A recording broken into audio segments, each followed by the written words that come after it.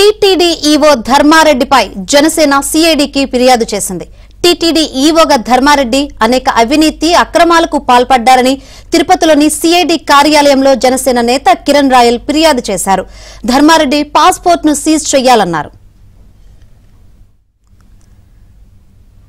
తిరుమలలో స్వామివారి ఆభరణంలో గోల్మాల్ చేయటం, శ్రీవారి ట్రస్టులో కుంభకోణాలకు పాల్పడడంతో పాటు హుండీ లెక్కలు చూపించకుండా ప్రభుత్వం మారగానే సెలవు పెట్టి దేశం వదిలి వెళ్లిపోవడానికి ప్రయత్నిస్తున్నారని ఫిర్యాదులో పేర్కొన్నారు. దీనిపై విచారణ చేసి చట్టపరమైన చర్యలు తీసుకోవాలని కిరణ్ రాయల్ డిమాండ్ చేశారు.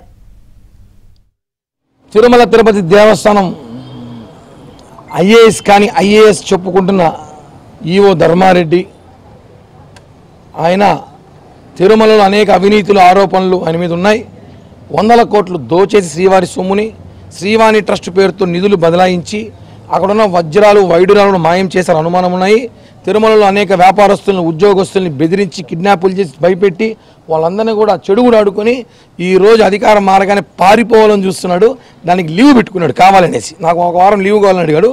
దీన్ని జనసేన పార్టీ పూర్తిగా దీన్ని ఎక్కడికంటే క్యాచ్ చేసాం కాబట్టి మేము ఈరోజు ఆయన మీద సిఐడి ఆఫీసులో కంప్లైంట్ ఇవ్వడం జరిగింది. ఆయన పాస్పోర్ట్ వెంటనే సీజ్ చేసి ఆయన్ని తిరుమల దాటి బయటికి పోనీయకుండా చూసుకోవాలి.